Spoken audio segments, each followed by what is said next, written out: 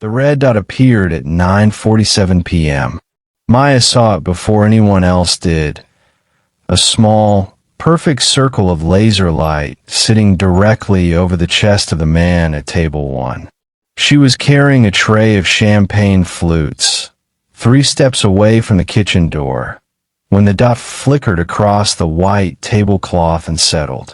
Still, precise, patient. She had seen that kind of stillness before, in another life. The man at table 1 was laughing at something his associate had said, the kind of laugh that fills a room and demands attention. Dante Caruso. She knew his name the way everyone in the city knew it. Carefully, quietly, never out loud. He was broad-shouldered, dark-haired, wearing a charcoal suit that probably cost more than a rent. He had ordered the dry-aged ribeye and a 2014 Barolo without looking at the menu. He had tipped the busboy $50 with the casual indifference of a man who had long stopped counting money. She had 3 seconds to decide. The tray left her hand before her mind fully caught up with her body. She crossed the floor in 4 steps and drove her shoulder hard into Dante Caruso's chest, sending both of them crashing sideways off his chair. The champagne tray hit the marble floor with a sound like a small explosion. Glass everywhere. White tablecloth pulled down. The Barolo bleeding dark red across the tile. The window behind where Dante's head had been shattered half a second later. Silence. Then screaming. Maya was on top of him on the floor, her hand pressed flat against his chest, his heartbeat slamming against her palm like it was trying to escape. His eyes, dark brown, almost black, were locked on her face with an expression she couldn't name. Not fear. Something more dangerous than fear. "Don't move," she said. Her voice was steady. She surprised herself. "You just knocked me off my chair," he said. "Yes. In front of 20 people. There's a shooter." She kept her voice low, her eyes already moving, scanning the broken window, calculating the angle, the elevation. Across the street. High floor. Southeast corner. He's in the office building across the street. 8th or 9th floor. You need to stay down, and you need to stay quiet. His 2 bodyguards were finally reacting, guns drawn, crouching behind overturned furniture, shouting into earpieces. The restaurant had erupted.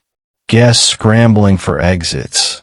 Waitstaff frozen or running. The maitre d' somewhere behind her yelling into a phone. Dante Caruso had not moved. He was watching her with that unreadable expression, flat on his back on the floor of his favorite restaurant. And he looked, for just a moment, like a man seeing something he hadn't expected to exist. "Who are you?" he asked. "Your waitress," Maya said. She grabbed his arm and pulled. Her name was Maya Reyes. She was 26 years old, and she had been working at Costello for 11 months, 3 weeks, and 4 days. She knew this because she counted. Counting was something she did when she needed to feel like time was moving, like she was somewhere in it, like the days hadn't simply started blurring into a single long gray corridor. Before Costello, there had been a different life. That was how she thought of it.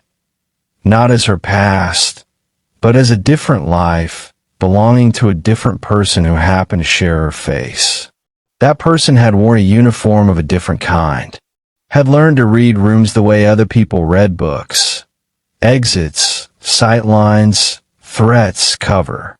Had understood that stillness could be a weapon, and that the most dangerous people in any room were almost always the quietest.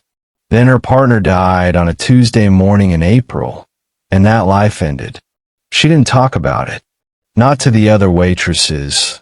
Not to Marco the bartender who asked her out every 3rd Friday. Not to the therapist she saw twice before deciding that talking about it made it worse. She carried it the way you carry something heavy and sharp, carefully, close to the body, never forgetting it was there. Costello had been a choice made in a fog. A friend of a friend knew the owner. The pay was decent. The dinner service ended at 11, and she could walk home through streets quiet enough to think. She was good at the job because she was good at reading people, and she was good at reading people because she had spent 3 years learning that failing to read them had consequences. She had not planned on the red. She had not planned on any of it. But when she saw that pinpoint of light settle against the dark fabric of Dante Caruso's jacket, something in her, older than her grief, deeper than her exhaustion, simply woke up. They were in the back corridor behind the kitchen now, crouched low between stacked crates of olive oil and dry goods.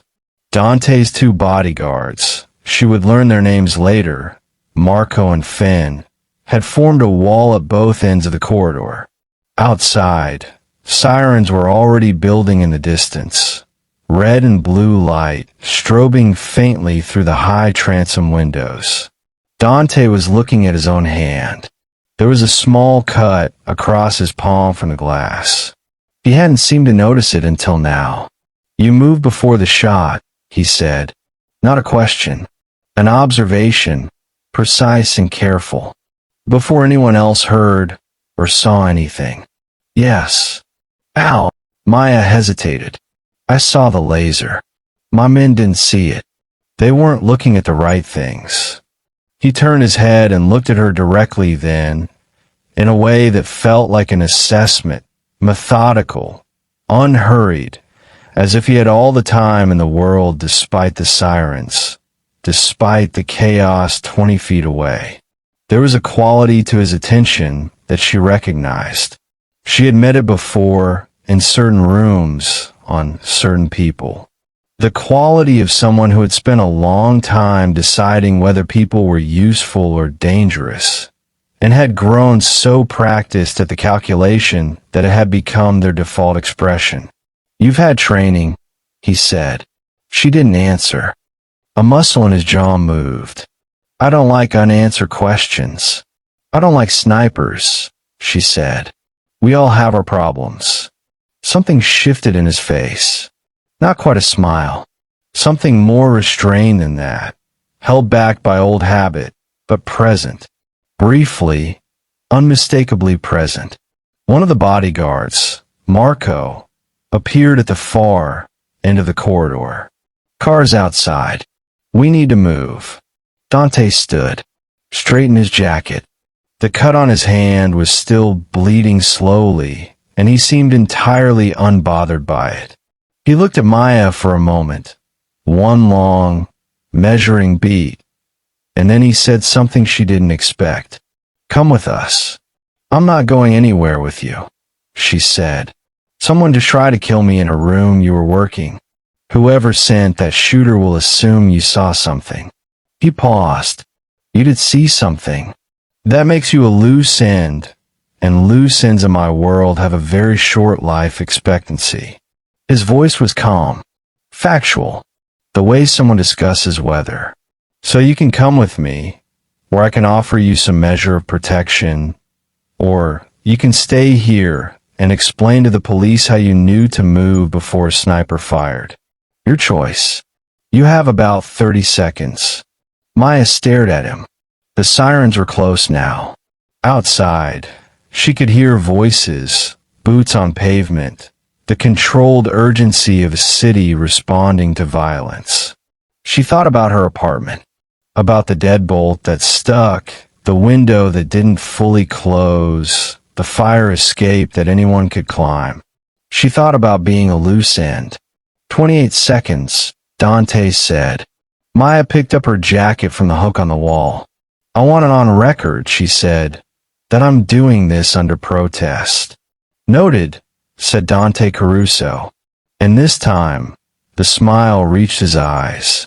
The car was a black S-Class Mercedes with tinted windows and plates she didn't recognize as local. Maya got in the back between Dante and the door. She chose that position deliberately. Old habit. Always the seat nearest the exit, and within 30 seconds they were moving through the city's side streets, away from the red and blue lights still pulsing outside Costello. Nobody spoke for the first 2 minutes. She used the silence to think. The angle of the shot, the height, the fact that it had missed. Snipers at that range, with that kind of equipment, a laser sight meant a scope, meant distance, meant training, did not miss by accident.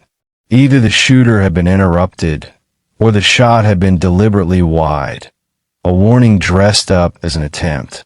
Or she had moved fast enough to change the geometry entirely. She wasn't sure which answer scared her more. "You're calculating something," Dante said. He wasn't looking at her. His eyes were on the window, watching the city scroll past. "I'm thinking about the shot, about whether it was meant to kill you or meant to frighten you." A beat of silence. Then, "What's your conclusion?" "I don't have one yet." She paused. The laser was visible. A serious professional doesn't leave the dot on the target that long. Either he wanted someone to see it, or he was waiting for a cleaner angle, and I interrupted him before he found it. Dante finally turned to look at her. In the low light of the moving car, his face was all sharp angles and shadow. "You think like someone who's been in this world before." "I think like someone who paid attention," she said. He accepted that without pushing. She noted it. Men who accepted incomplete answers without pushing were either very patient or very smart. Sometimes both. The car stopped 20 minutes later in front of a building she didn't know. A converted warehouse in the Old Port District, brick and steel, no signage, cameras above the entrance that were positioned too deliberately to be decorative. They went in through a side door, down a corridor that smelled of concrete and machine oil, and into a freight elevator that opened into something she hadn't expected. The interior was large and quietly, expensively designed. High ceilings, exposed bricks softened by warm lighting, a kitchen along one wall, bookshelves along another. It looked like a home, a real one, not a showpiece. There were books with cracked spines on the shelves, a coffee cup with a ring stain on the side table, a jacket thrown over the back of a chair. It was the jacket that surprised her most. Carelessly placed. Human. Dante's men took up positions near the entrance. Someone produced a first aid kit, and Dante sat at the kitchen counter and let a third man, younger, careful-handed, clean and tape the cut on his palm. He watched the process with the detached patience of someone who had been patched up enough times that it had become routine. Maya stood in the center of the room and didn't sit, because sitting felt like accepting something she hadn't agreed to yet. "Drink?" Dante asked. "No. You should sit down." "I'm fine standing." He looked at her steadily. "You're running on adrenaline, and you've been standing for a 6-hour shift before any of this happened. Sit down. It's not a negotiation." She sat. Not because he told her to. She was honest with herself about that. But because her legs had, at the exact moment he said it, confirmed that he was right. Someone brought her water without being asked. She drank half of it before she realized she was thirsty. His name, she already knew. His reputation. She had pieced together over 11 months of working a restaurant where his table was always held, where the staff lowered their voices when he was mentioned, where Marco the bartender once told her, after 2 drinks more than usual, that Dante Caruso owned half the Port District and was owed favors by people whose names appeared in newspapers. What she hadn't known, what nobody had told her, was the quieter version, the one she was constructing now in real time. He didn't perform. That was the first thing. Men with power in her experience tended toward one of 2 modes, loud or deliberately intimidating. Dante Caruso was neither. He occupied his authority the way he occupied physical space, completely, without apparent effort, without needing the room to confirm it. He also watched her the way she watched rooms, which meant he was trained in something, formally or through experience, which meant the easy surface, the expensive suits, the restaurant dinners, the burlo, was not the whole story.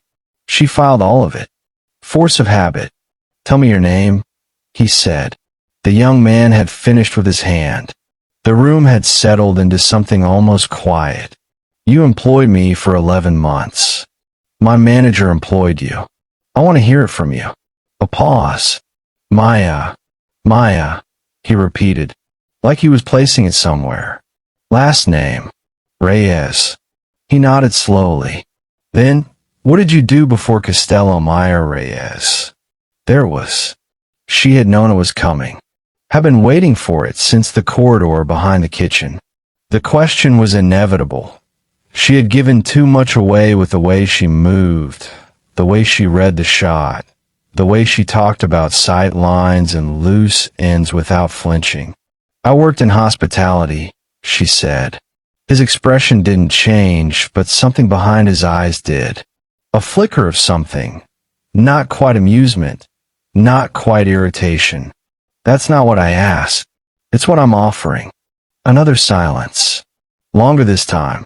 He leaned back against the counter, arms crossed, looking at her with that level attention that she was beginning to understand was simply how he looked at things he hadn't yet figured out. "Someone tried to kill me tonight," he said finally.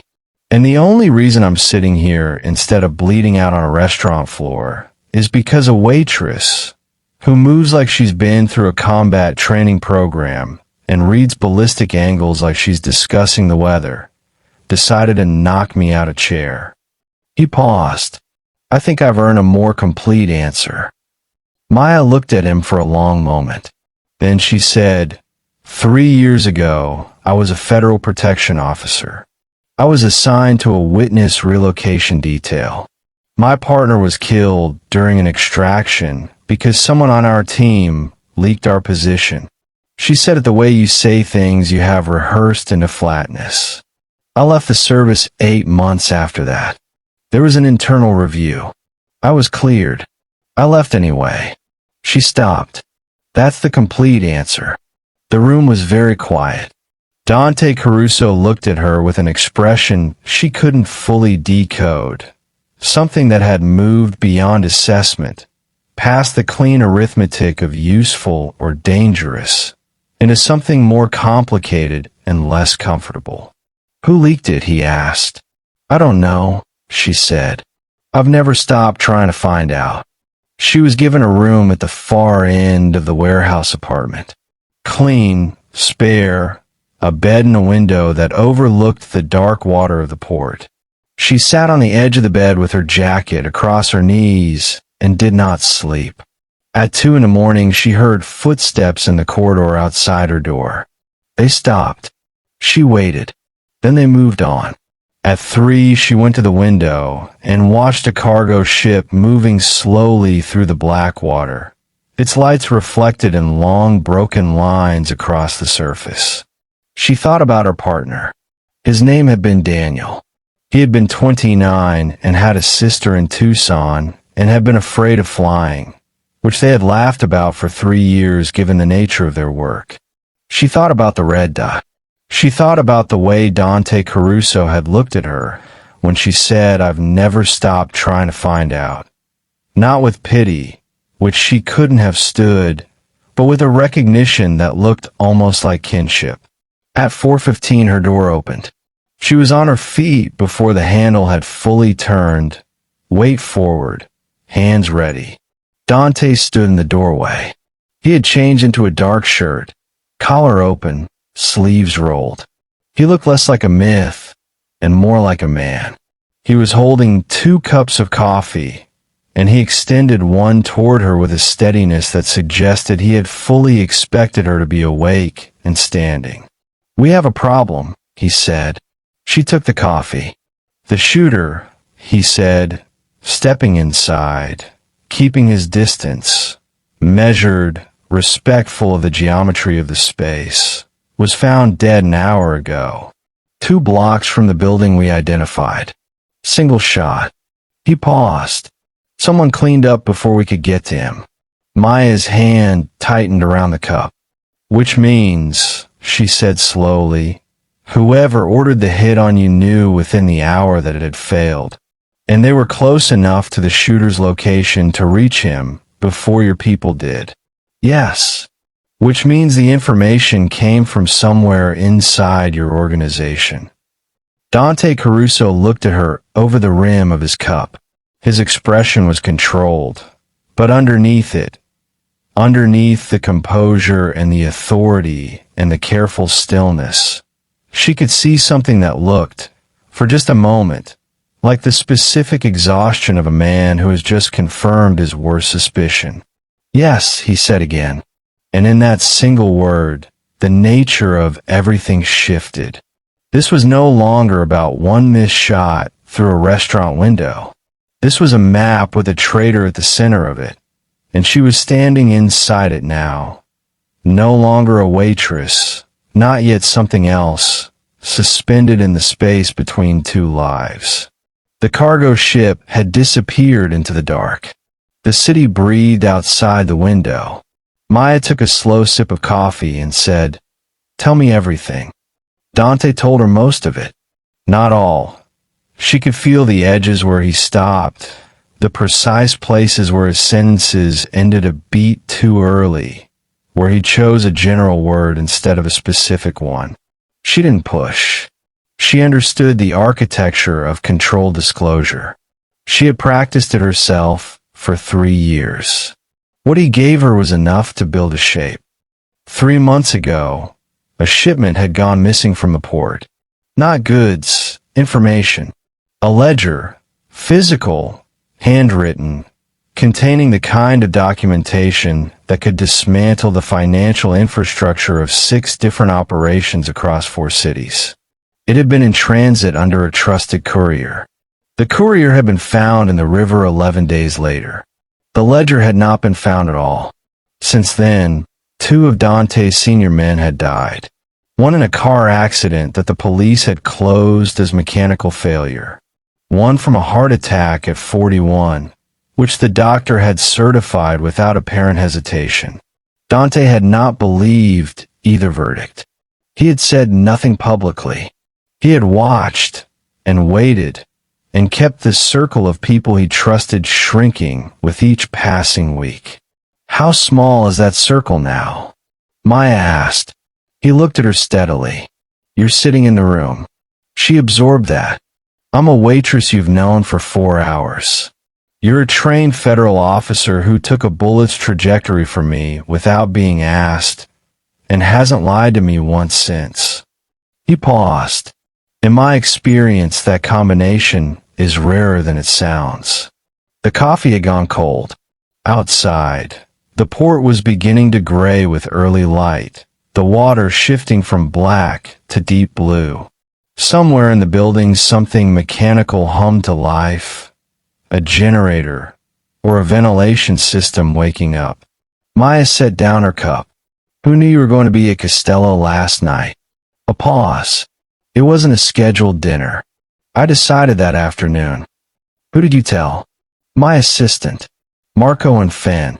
The restaurant was notified 2 hours before for the table. Your assistant's name? Luca. He's been with me for 6 years. Marco and Fenn, how long? Marco for years. Fenn too. She was quiet for a moment, running the arithmetic of loyalty and time and opportunity. The restaurant notification. Who placed that call? Something shifted in Dante's face. Slight, but there. She had learned already that slight was significant with him. Luca, he said. So, the only people who knew the location and the time were your assistant and your 2 guards. And whoever the restaurant staff told. She thought about that. About the kitchen, the front of house, the reservation system. about the dozen small channels through which information moved in a busy restaurant on a Saturday night. It's possible the leak was at the restaurant, but a sniper positioned and ready within 2 hours suggests advanced planning. Someone knew you'd be there, or knew the kind of places you go, before the afternoon. Dante was watching her with that focused, still quality. You think the shooter had a list? Locations. My habits. I think someone has been building a file on you for longer than 3 months. She met his eyes. The ledger disappearing. That might not have been the beginning. That might have been the moment they decided they had enough. The silence that followed was a different kind of silence. Heavier. By 7 in the morning, she had a whiteboard. She had found a large sheet of packing paper in a supply closet and a set of markers, and she had commandeered one end of the kitchen counter and started building a map. Dante had watched her for the first few minutes from across the room, then pulled up a stool and started answering questions. They worked the way she used to work with Daniel. Fast, blunt, no softening of uncomfortable conclusions. She asked sharp questions. He gave sharp answers. When she put something on the board he didn't agree with, he said so directly, without apology, and she crossed it out or modified it without ego. It was the most efficient 2 hours she had spent in 3 years. By 9, they had a structure. 3 deaths, plus the attempted 4th. A missing ledger. A shooter who had been silenced within 60 minutes of missing his target. An unknown number of people with access to Dante's schedule. And one name that appeared at the edge of 2 separate threads. Almost invisible if you weren't looking for it. A man named Silvio Greco. He ran logistics for Dante's port operations. He had been present at a meeting 2 weeks before the courier's disappearance. He had also, Maya noted carefully, been the one to recommend the doctor who had certified the heart attack. You know him well? She asked. Since we were boys, Dante said. His voice had not changed, but his jaw had tightened almost imperceptibly. He's not family, but close. Maya looked at him. She knew what she was asking him to consider. She also knew she couldn't soften it. Softening it would be an insult to his intelligence and a waste of both their time. The people closest to us, she said, are the only ones with access fine-grained enough to do this. He was quiet for a long time. Then he said, I know. 2 words. And in them she heard the full weight of what it meant to already know something and to have been refusing to finish the thought. Finn appeared at 10 with food, bread, cheese, eggs, and looked at the packing paper map with an expression of careful neutrality that Maya noted and filed. Marco came an hour later, glanced at the board, and asked no questions, which she also noted and filed. She ate because she needed to think clearly and her body required fuel. She ate standing at the counter, eyes on the map, chewing without tasting. Dante ate the same way, she noticed. Neither of them had to announce they were still working. They just were. I need access to something, she said. What? Greco's schedule for the past 4 months. Specifically any travel. Specifically any nights he was away from the city. Dante looked at her, cross-referencing with the incident dates. Yes. He pulled out his phone and made a call. Brief. 3 sentences. No explanation. He set the phone down and said, 20 minutes, and that was that. It was 18 minutes. The information came through on a laptop that Finn brought without comment. Maya pulled the laptop toward her. The first date matched. The night the courier had gone missing, Silvio Greco had been in Milan. Business, the records showed. She pulled the second date, the car accident. Greco had been in Genoa. The third, the heart attack. A conference in Rome. Always away. always with a clean alibi, structured around legitimate business. Always just far enough to be unreachable in the immediate hours. He's not pulling triggers, she said. He's creating distance. Deliberate, careful, documented distance. Someone this methodical has been doing this for a long time. Dante stood very still. There's something else, Maya said. She had been turning a thought over for the past hour, examining it from different angles, not wanting to say it before she was sure. The shooter last night. He was silenced within 60 minutes of the failed hit. She paused. That's fast. Too fast to be reactive. Someone had a contingency in place before the shot was fired, which means the shooter's death was pre-planned. Meaning whoever ordered this never intended for the shooter to survive regardless of outcome. Dead men don't give names under questioning. She looked up from the laptop. This operation has no loose ends. Except one. He looked at her. Me, she said. The word landed in the room and sat there between them. Dante moved from the stool before she finished the syllable, and she understood without being told that he had reached the same conclusion at the same moment, and that the stillness she had been reading as calm had actually been, this entire morning, a very controlled form of something else entirely. You're not a loose end, he said. His voice was quiet and very certain. In Greco's map I am. I pulled you off that chair. My face was in that restaurant. If he is the kind of reach you're describing, he already knows my name, where I live, where I've worked for the past 11 months. She watched him absorb that. Watch the controlled surface hold. Then you don't go back, he said. I wasn't planning to. A beat. Something moved between them in the silence. Not named, not addressed, but present. The particular charged quality of two people who have spent an intense night in close quarters and have been too focused on survival to acknowledge what that proximity has done to the atmosphere. Maya looked away first. Back to the board. We need to move on Greco before he finds out the operation has a leak, she said. Every hour we wait is an hour he has to build more distance. Agreed. Dante was back to his level, measured voice. But we move carefully. He has people inside my organization. If he learns we're looking at him directly, he runs or he escalates. Yes. Maya stared at the map, at the careful architecture of a betrayal built over months, hidden in plain sight, dressed in the familiarity of an old friendship. She thought about Daniel again. Briefly, sharply, like pressing a bruise to confirm it's still there. She thought about the leak that had gotten him killed. She thought about 3 years of dead ends. She said, "Let me talk to him." Dante looked at her. "Greco," she said. "He doesn't know who I am. He knows a waitress tackled you and that you left the restaurant with her. He doesn't know my background. Not yet. To him, I'm a civilian. Confused, probably frightened." She let the logic of it settle visibly. People who think they're speaking to someone powerless say things they wouldn't say to an equal.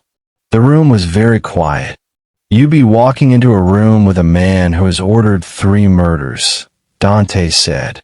I've walked into worse rooms. Something crossed his face then, quick, unguarded, gone before she could fully name it. But she had seen it.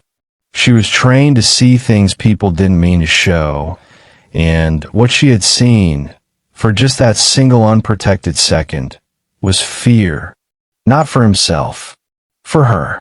"Maya, I know what I'm doing," she said, quietly, firmly, without performance. "I've known what I'm doing since I moved that tray." He looked at her for a long moment across the kitchen counter, and the packing paper map and the cold coffee cups, and the whole strange, compressed geography of the night they had somehow shared. Then he nodded once.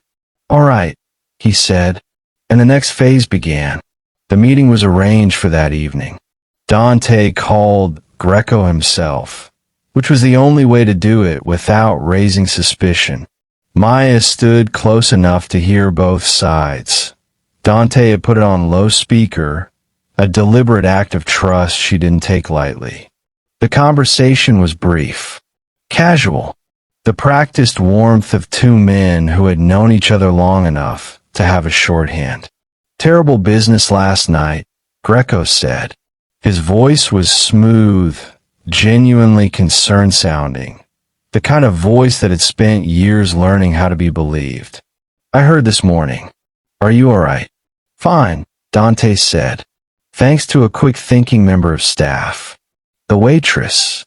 A pause, half a beat too considered. "Remarkable. She's shaken up. I've been keeping her here, off the street, while things settle. I thought you might speak with her. She's asking questions I can't answer about protective protocols, liability. Your name came up as someone who handles these situations." Another pause. Maya watched Dante's face while he listened to the silence on the other end. "Of course," Greco said. "This evening works. Come to the house." Dante confirmed and ended the call. Maya let out a slow breath. "He didn't hesitate long enough," she said. "No," Dante agreed. "He hesitated exactly the right amount, which means he practiced the hesitation." She borrowed clothes from wherever Dante's household produced them. A gray blouse, dark trousers, flat shoes. Practical. She wasn't dressing for intimidation. She was dressing for invisibility, for the particular costume of someone who didn't know how dangerous the room was. She stood in front of the small mirror in the spare bathroom and looked at herself for a moment. She looked tired. Good. Tired was authentic. Tired was a woman who had been knocked sideways by one terrible night and was still finding her footing. She could work with that. Dante appeared in the doorway behind her. Their eyes met in the mirror.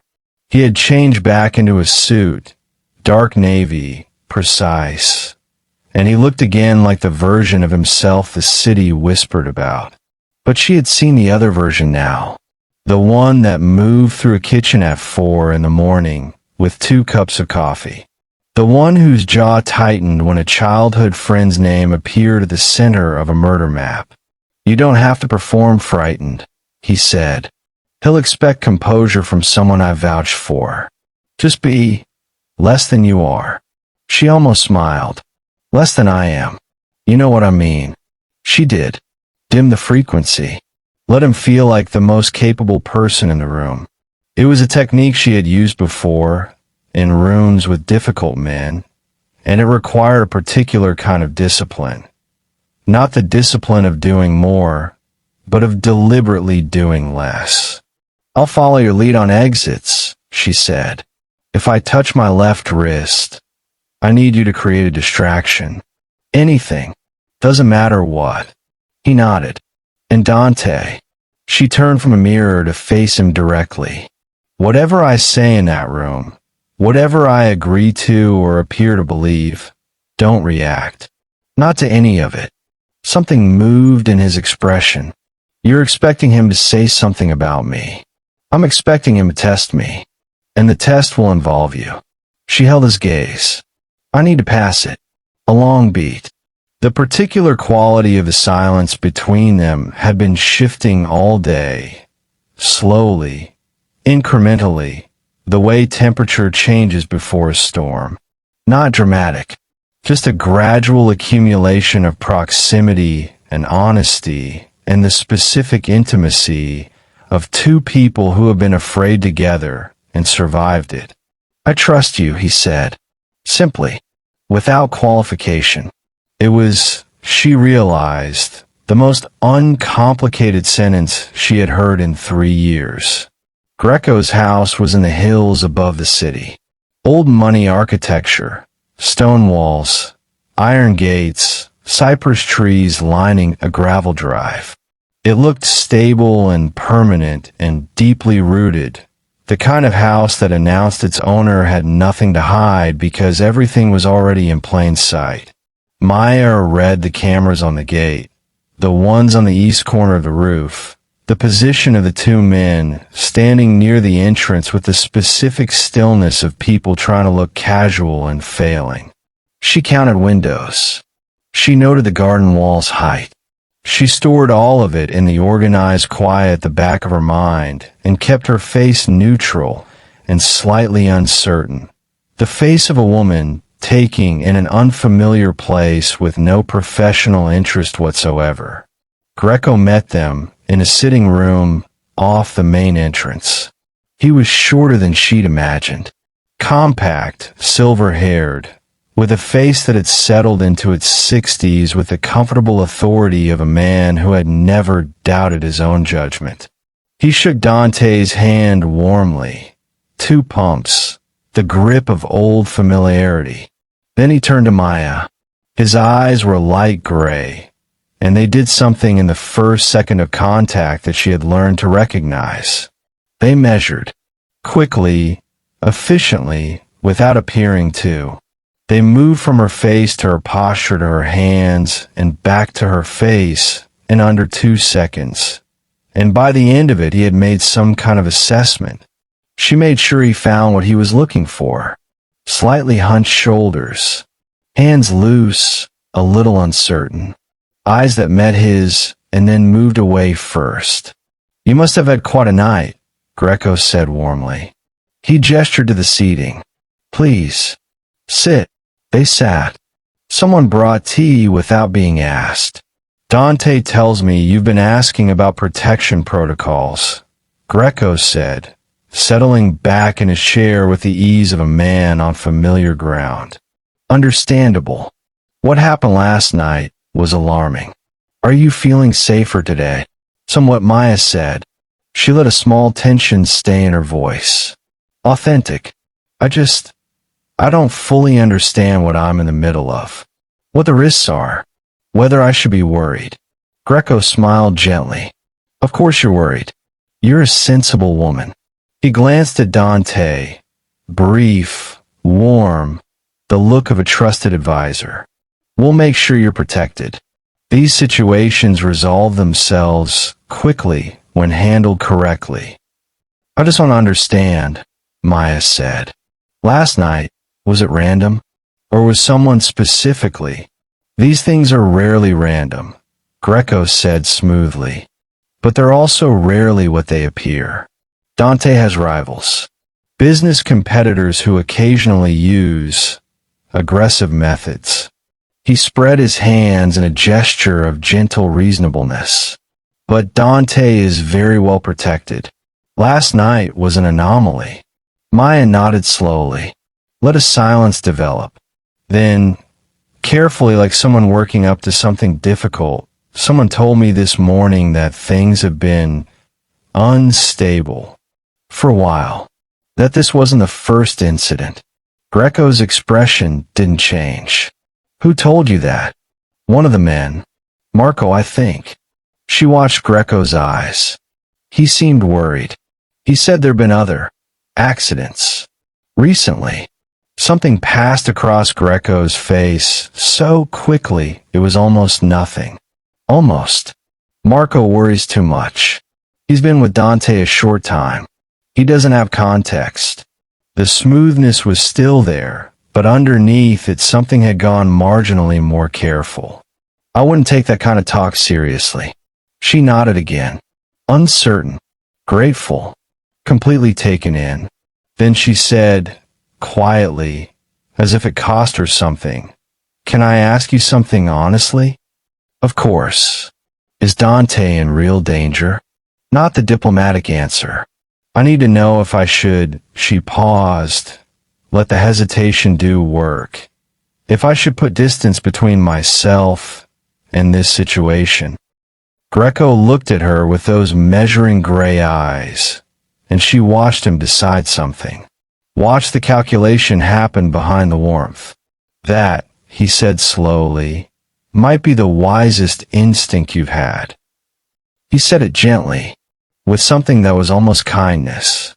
The kindness of a man gesturing someone away from a building he already knows is going to burn. Maya felt the temperature of the room change. She didn't show it. "I see," she said softly. Dante was very still beside her. She didn't look at him. She felt him. "The situation around Dante," Greco continued carefully, "has become complicated. There are larger forces involved than a single business rivalry. I wouldn't want a civilian to be caught in the middle of something she doesn't understand." He paused. "Has he told you much about his operations?" "Not really," Maya said. "He's been kind. He said he wanted to keep me safe."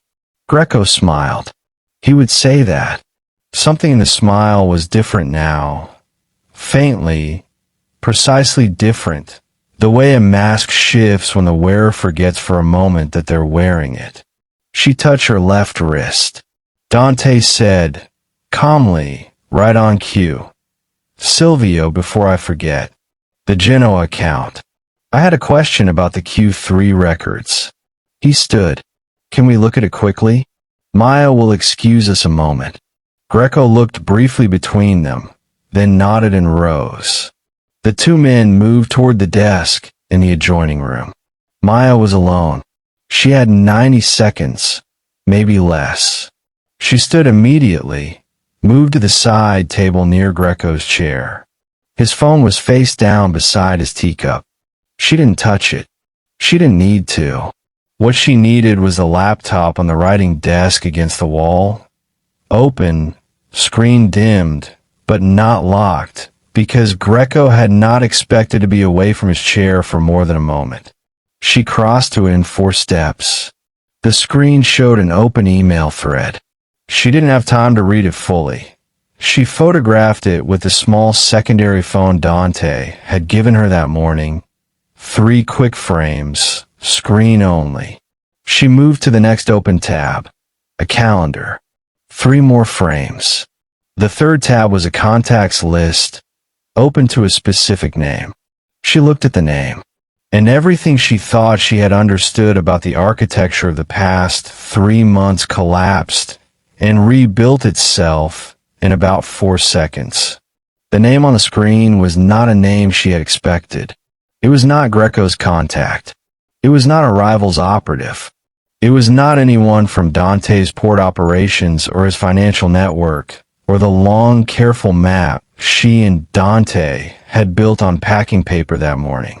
The name on the screen was a federal name, a name she knew, a name attached to a specific office, a specific department, a specific oversight division that had, 3 years ago, conducted an internal review into the death of a protection officer named Daniel Marsh on a Tuesday morning in April. The review that had cleared everyone. The review that had closed the case. Maya's hand was very steady as she took the final photograph. Her breathing was even. Her face, if anyone had been watching, showed nothing. But inside the organized quiet at the back of her mind, something that had been waiting for 3 years cracked open like a fault line. She was back in her chair when the men returned. Tea untouched, hands in her lap, eyes slightly downcast, the posture of a woman politely waiting, thinking about nothing more complicated than when she might go home. Greco settled back into his chair and looked at her with those gray eyes and that gentle, measuring expression. "Now," he said warmly, "where were we?" "You were about to tell me," Maya said, her voice soft and steady, "that I should put distance between myself and this situation." "Yes," he said. "I've thought about it," she said. She looked up and met his eyes fully. Let him see, for just a moment, just one unguarded, deliberate moment, exactly who was sitting across from him. The warmth in Greco's face changed. Something underneath it went very still. "And I've decided," Maya said quietly, "that I'm not going anywhere." The drive back was silent for the first 10 minutes. Maya sat with the phone in her lap, the photographs locked behind a 6-digit code Dante had set that morning. She watched the cypress trees disappear in the side mirror and thought about a Tuesday in April 3 years ago, about the way Daniel had laughed at breakfast that morning. Something small and ordinary, a joke about bad coffee, and about how 4 hours later he had been dead in a corridor in a building they were never supposed to be in, because someone had told someone else exactly where they would be. She had spent 3 years building a wall around that morning, brick by brick, with the careful labor of someone who understands that grief without a target becomes something that eats you from the inside. The wall had held, barely sometimes, but it had held. Now she had a target. "You found something," Dante said. Not a question. Yes. In the room. Yes. He didn't ask what. He waited. The way she was learning was his particular form of respect, the offer of space rather than the demand for immediate answers. She told him about the name on the screen. He listened without interrupting. When she finished, he was quiet for a long time, watching the city rise up around them as the car descended from the hills. Then he said, "You knew this person." "I knew the department." The name was someone senior, someone who would have had access to case files, operational schedules, extraction routes. She paused. Access to Daniel's location. She said it flatly, not because she didn't feel it, because she had learned that flatness was the only container strong enough to hold certain things while you were still in the middle of needing to function. Dante turned to look at her. She could feel it without turning her head. "Maya." "I'm fine," she said. "I didn't ask." She turned then. His eyes were direct and steady and held none of the careful management she'd expected. No strategy, no calculation. Just a man looking at a person he was beginning to understand and choosing not to look away from what he saw. "I'm fine," she said again, quieter. "I've been waiting 3 years for a thread. Now I have one." She looked back at the window. "I intend to pull it." They spread the photographs across the kitchen counter at 9 that evening. Finn was posted outside. Marco had been sent on an errand. Deliberately, wordlessly, a decision Dante and Maya had communicated with a glance before leaving Greco's house. The circle had gotten smaller again. The email thread was 12 messages deep. Business language on the surface, the kind of language that could survive casual scrutiny, shipment confirmations, timeline adjustments, logistical queries. But read with the right key, the structure underneath was unmistakable. Timelines that corresponded precisely with the 3 deaths. Confirmation codes that matched port access records. And one message, 7 weeks old, that contained a single line with no logistical disguise whatsoever. "The 4th will be at the restaurant. Confirm removal." Maya read it 3 times. Not because she needed to, because she needed to be absolutely certain she wasn't building what she wanted to see rather than what was there. It was there. "Greco's the bridge," she said. "Not the architect. He's been passing information in one direction and receiving instructions in the other." She tapped the federal name on the photograph. "This is the architect. This is where the operation originates." Dante was leaning over the counter beside her, close enough that she could feel the warmth of him. He smelled like coffee and something darker, cedar maybe, and she was aware of it in the peripheral way you become aware of details when your mind is working very hard on something else. "If this goes federal," he said, "I lose control of it. Investigators come in, evidence goes into a system, and everyone in that system is potentially compromised by the same network we're already looking at." "I know. Which means we can't hand this to anyone until we know exactly how far it reaches." "I know that too." He turned his head. Their faces were closer than she'd registered. The counter and the photographs and the compressed urgency of the evening having gradually reduced the distance between them to something that required acknowledgement. Neither of them moved. "After this is over," he said quietly, "what do you want?"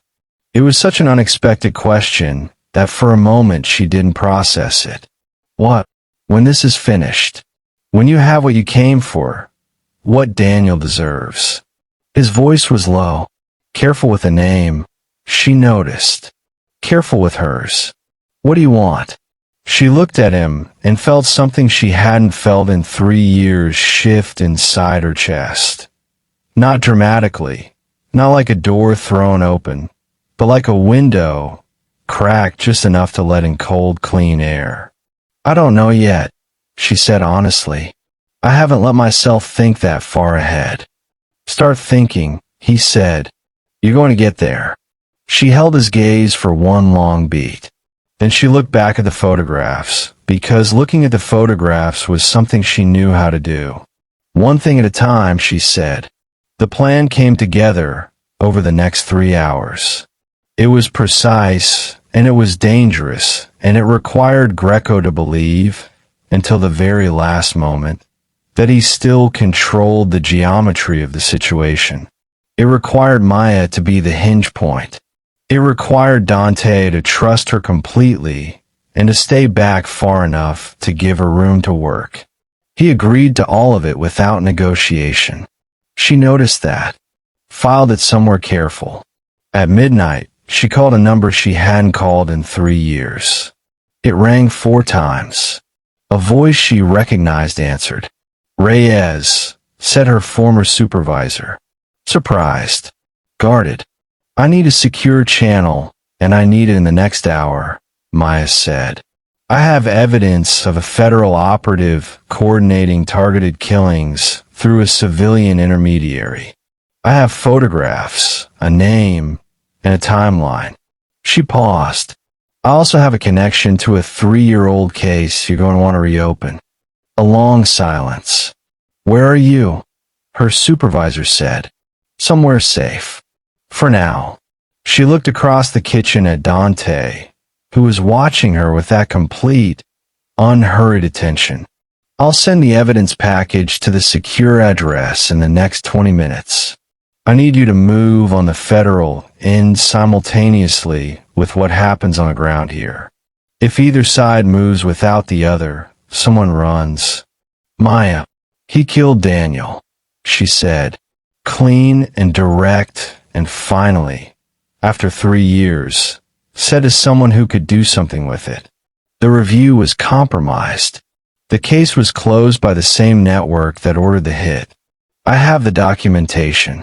She breathed. "Be ready." She ended the call. Greco arrived at the warehouse at 11 the following morning. He came because Dante invited him.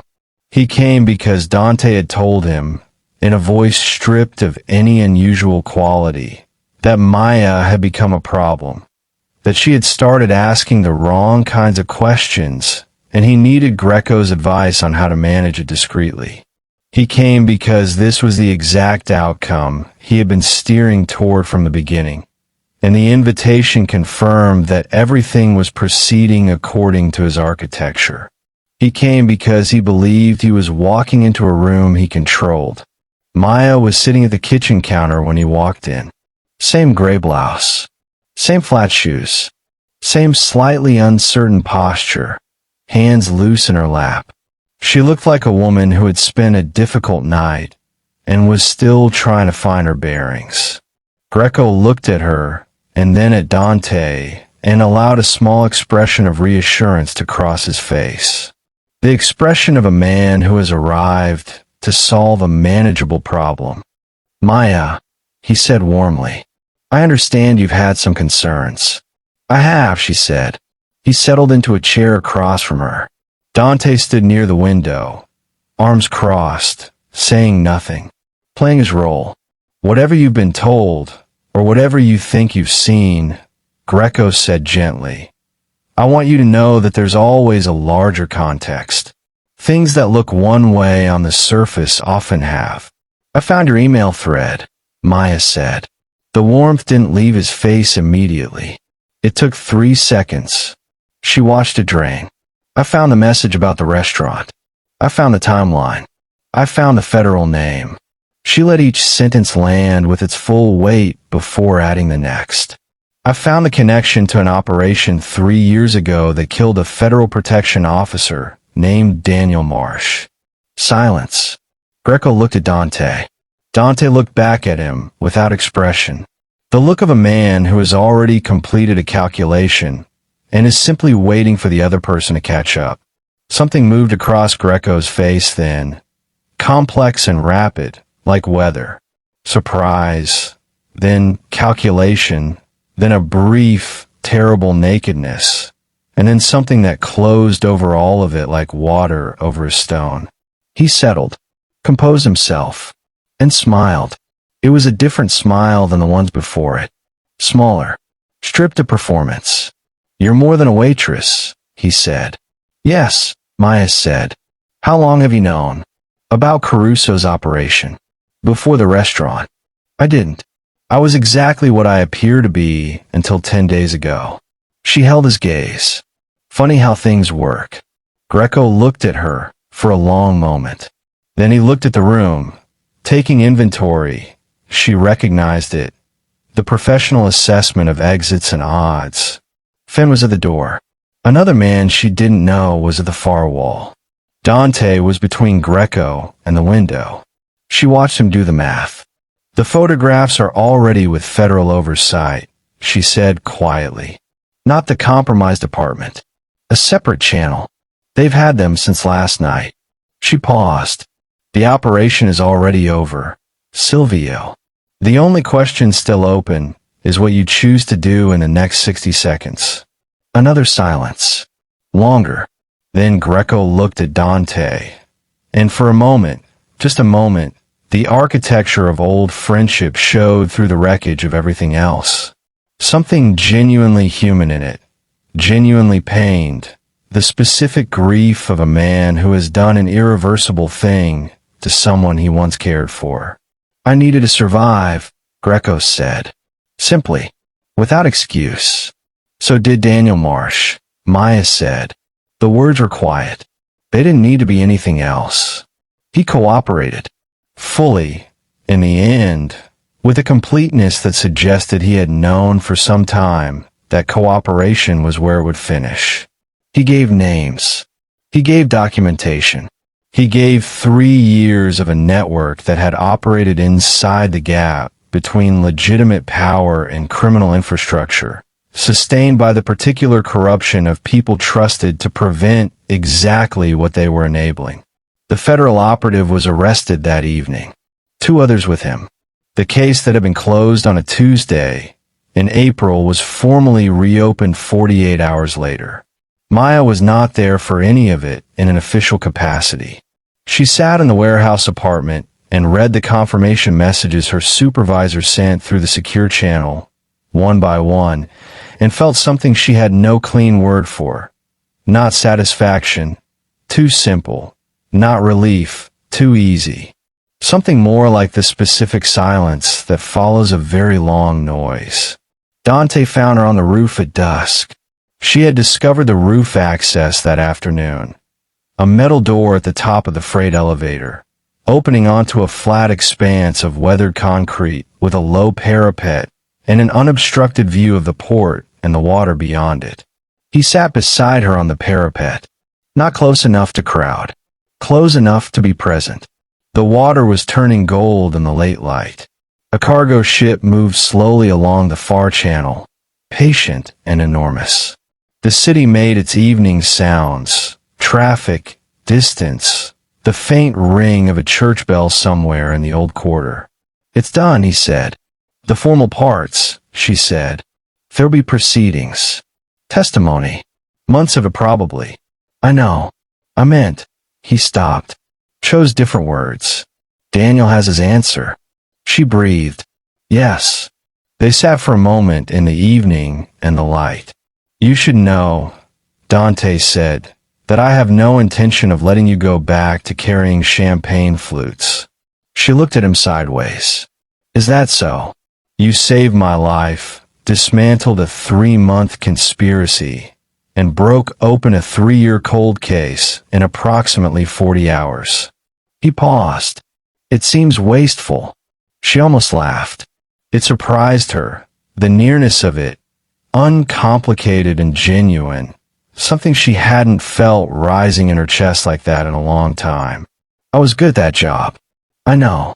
I also know you left it for reasons that had nothing to do with capability and everything to do with a system that failed you." He was looking at the water. "I'm building something different, smaller, accountable to people I've chosen carefully." He turned. "I'd like you to be part of it." She looked at him, at the face she had first seen laughing at a restaurant table, that now she knew in all its other configurations. Focused, careful, unguarded at 4 in the morning, human in ways his reputation didn't account for. "You trust very few people," she said. "Yes. And you're offering me a position in something that requires absolute trust." "I'm offering you a partnership," he said. "Precisely. There's a difference."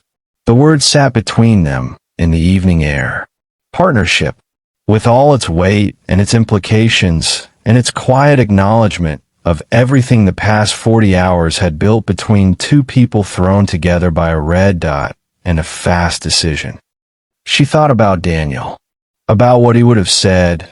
He would have made a joke first, something deflecting and warm, and then he would have looked at her with his honest eyes and said, "Maya, when something real shows up, you don't walk away from it." She thought about 3 years of gray corridors and stuck deadbolts and a window that didn't fully close. She looked at Dante Caruso in the gold evening light above the port of the city and said, "I want a real title, not something decorative, something in his face unlocked, negotiable, and I want full access. No information managed, no half answers." "Agreed. And if I ever think you're wrong about something, I'll tell you directly. I'd expect nothing less." His voice had a warmth in it now, unhidden, the smile reaching his eyes the way it had in the restaurant corridor when this had all just barely begun. "Is that a yes?" She looked back at the water. The cargo ship had found its channel. It was moving steadily now, sure of its direction, the gold light breaking around its hull in long, slow waves.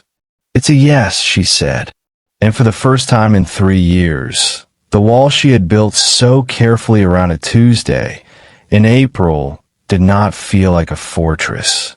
It felt like something she had been standing on, to see further than she could have seen from the ground, to cross a distance she couldn't have crossed any other way, to arrive, finally, at something worth arriving at. The city lit up below them. The water held the last of the light. She had walked into a restaurant as a waitress and walked out of something else entirely. Not rescued, not remade by someone else's story, but transformed by her own choices, her own precision, her own refusal to look away from a red dot when everyone else in the room was looking somewhere else. Some people spend their whole lives waiting to be seen. Maya Reyes had simply decided it was faster to move first. She saw what no one else did, and she moved first. If stories like this keep you up at night, you're in the right place. Hit subscribe. The next story is already waiting for you.